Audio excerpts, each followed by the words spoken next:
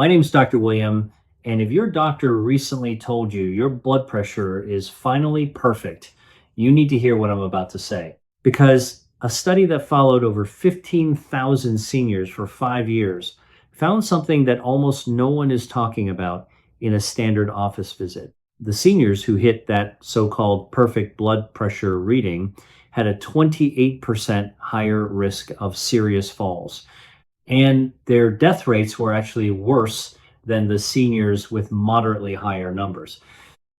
In the next few minutes, I'm going to show you the exact blood pressure range linked to the longest survival in older adults, why the standard target can become dangerous after age 75, and a simple 3-minute test you can do at home tonight that could prevent a devastating fall. Drop your age in the comments right now, just your number, nothing else. If you've ever felt dizzy standing up from a chair or getting out of bed, add the word dizzy. I need to see that. You'll understand exactly why in just a few minutes. Here is what almost no one explains to you in a 1-2 minute office visit. A 7-8 year old walks into a checkup. Blood pressure reads 145/86. The doctor pulls up the standard guidelines, sees the target of less than 130 systolic, and reaches for the prescription pad. One medication, then another. 6 months later, the number reads 124/78. The doctor is pleased. The patient gets a gold star on their chart. Everyone calls it a success. But here is what those guidelines don't account for. That same 7-8 year old stands up in the middle of the night to go to the bathroom. Their blood pressure drops from 124/78 down to 88/56 in a matter of seconds. Their brain is not getting enough blood. The room spins. They reach for the wall and miss. Now, we are not talking about blood pressure numbers anymore. We are talking about a fractured hip, emergency surgery, 3 weeks in rehab, and a cascade of complications that too often ends in loss of independence or worse. This plays out thousands of times every day across this country, and it is preventable. The research published in JAMA Internal Medicine followed 15,342 adults over the age of 75 for an average of 5 years. Real-world older adults, including people with diabetes, prior strokes, heart disease, and varying levels of frailty. Not a hand-picked group of perfectly healthy seniors. And what they found should have made front-page news everywhere. The seniors with so-called perfect blood pressure below 120 systolic had a 28% increased risk of serious falls requiring hospitalization, higher rates of acute kidney injury, and their overall death rate was 14% higher than those with systolic pressure in the 130 to 140 range. The group with pressure above 150 had problems too, as you would expect, more strokes, more cardiovascular events.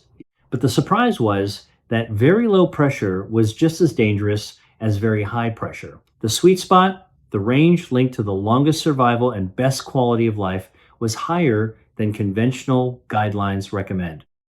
Now, if you want to understand the why behind this, not just the numbers, I want to explain the 3 physical changes that happen inside your body as you age.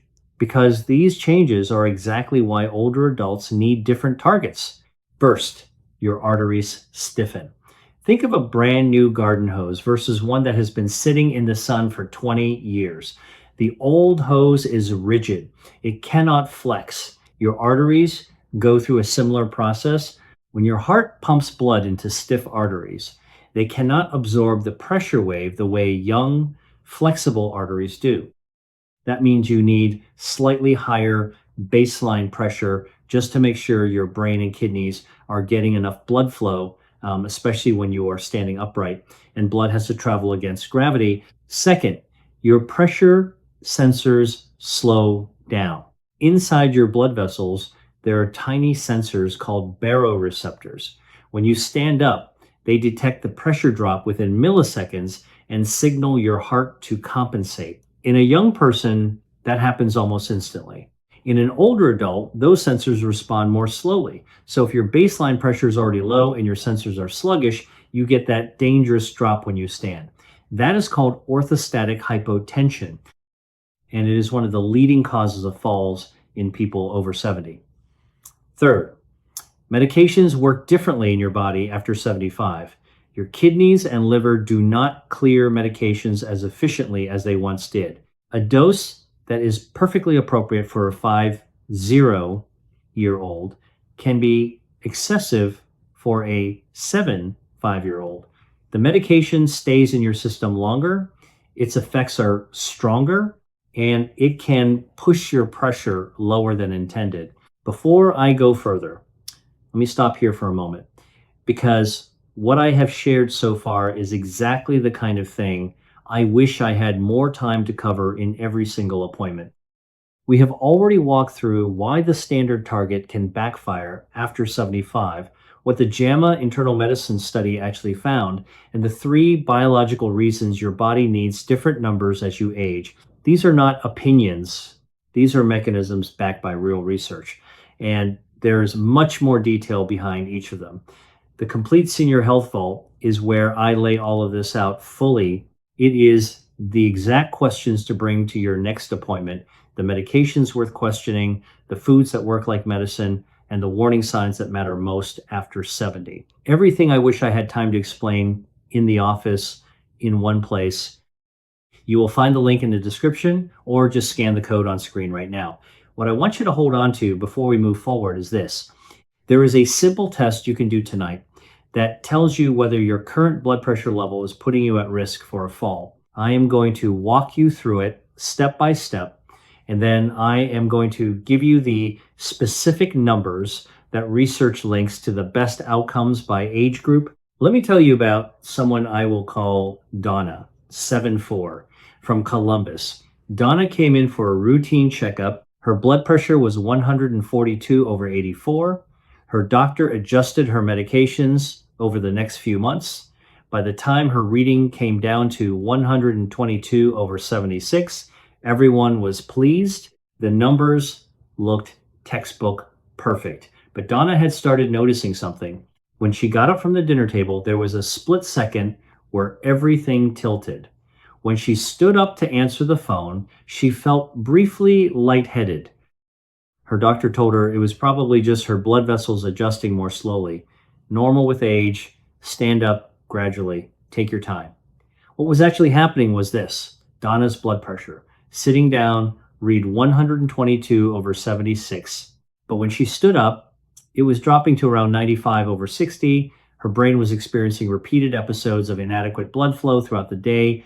She was at serious risk for a fall, but nobody was checking for it because her sitting pressure looked perfect. This is the test that would have caught it. It is called orthostatic vital sign measurement. Most doctors are not doing it routinely, but you can do it yourself tonight. You need a home blood pressure cuff. They are available at most pharmacies for around $30. Here's the protocol. Lie flat on your bed or couch for 5 full minutes. Just rest. After 5 minutes, take your blood pressure while still lying down. Write down both numbers. Now, stand up and take your blood pressure immediately. Do not wait. Write down those numbers. Compare them. If your top number dropped by more than 20 points, or your bottom number dropped by more than 10 points, you have orthostatic hypotension. That is a red flag. It means your blood pressure when you are upright, which is most of your waking life, may be too low, even if your sitting numbers look fine on paper. If your lying reading is 125/78 and your standing reading drops to 98/64, that is a 7-point drop in the top number. That is dangerous. That is your brain running on insufficient pressure for hours every day. And that is something to bring to your doctor along with the written numbers at your very next appointment. The code is still there on your screen, and that vault has the full guide on exactly what to bring to that appointment. Now, let me give you the blood pressure ranges that research links to the best outcomes by age. And I want to be clear, these are research-based guidelines, not absolute rules. Your personal target should always be worked out with your doctor based on your complete health picture. For adults between 65 and 74 who are generally healthy and active, Research supports a systolic range of 130 to 140. That provides cardiovascular protection while maintaining enough pressure to supply your organs. For adults between 75 and 84 who are reasonably healthy, the evidence supports a range of 135 to 145. That is higher than the younger group intentionally. It accounts for the stiffer arteries and the slower pressure sensors we talked about earlier. For adults over 85, or for anyone who is frail, regardless of age, a systolic range of 140 to 150 may actually be the most appropriate. At this stage, preventing falls and protecting quality of life often takes priority over aggressive lowering. On the bottom number, the diastolic, older adults, should generally stay above 65. The ideal range is 70 to 85. When diastolic pressure drops consistently below 60, the heart muscle itself is not getting enough blood flow during its resting phase. That is worth a conversation with your doctor, even if the top number looks fine. Now, why hasn't your doctor mentioned any of this? Most blood pressure guidelines were built on large clinical trials conducted primarily in middle-aged adults. When those results came out, the guidelines were applied across all age groups. The assumption was that what protects a 50-year-old must protect an 80-year-old too. Over the past decade, researchers started looking specifically at older populations, and they are finding that one size absolutely does not fit all. The problem is that new research takes years to change clinical guidelines, and it takes even longer for those updated guidelines to change what happens in everyday appointments. Many doctors are still operating on guidance written 5 or 10 years ago, not because they are careless, but because in a 1-2 minute visit, there is simply no time to dig into the nuance. In my 15 years of practice, I have watched good doctors follow the guidelines perfectly and still miss what was happening to the specific person sitting in front of them. That gap between what the research now shows and what actually happens in appointments is the whole reason I make these videos. Let me show you what that gap looks like in real life. Two people, both 81 years old, both with blood pressure, reading 158 over 88. Same number, same age, completely different situations. The first person has mild heart failure, stage 3 chronic kidney disease, and osteoarthritis. Starting multiple medications to push their pressure below 130 carries significant risks. Those medications could lower pressure too much when standing. They could reduce kidney blood flow and worsen kidney function. They could cause dizziness that, combined with the arthritis, could lead to a catastrophic fall. A better approach might be lifestyle changes first. If medication is needed, a single low dose with careful monitoring, aiming for a target around 140 to 145 systolic. The second person is healthy, plays golf twice a week, no significant medical conditions. That same 158 over 88 might respond well to lifestyle changes alone. Bring it down to 145 over 84 through diet, movement, and sleep improvements may be entirely acceptable without any medication at all. Same number, different people, different approach. This is what it means to treat the patient, not the number. Here are 5 concrete steps you can take starting tonight. 1. If you are over 70 and on blood pressure medications, get a home blood pressure cuff if you do not already have one. Check your pressure at the same time every morning and evening for 2 weeks. Keep a written log. A 2-week average gives you and your doctor a far more accurate picture than one reading taken in a clinic. 2. Do the orthostatic test I described. Lie down for 5 minutes, check your pressure, stand up, check again immediately. If there is a drop of more than 20 points on the top number or 10 points on the bottom, write it down. 3. Assess your symptoms honestly. Dizziness when standing, unexplained fatigue, difficulty concentrating. These can all be signs that your pressure is being held too low, even when the sitting numbers look fine. 4. Schedule a conversation with your doctor specifically about your blood pressure target. Do not accept the universal number as the only answer. Ask what target makes sense given your age, your other conditions, and how you actually feel day to day. Bring your home log, bring your orthostatic measurements. Come prepared. 5. If you are experiencing side effects from your medications, dizziness, fatigue, feeling foggy, speak up. Do not assume this is just something you have to live with. Doses can often be adjusted, medications can be changed, targets can be modified. There's almost always something that can be done. Never stop a medication on your own. Bring it to your doctor. Here is what you now know that most people, including many healthcare providers, have not fully absorbed. Blood pressure targets should not be universal.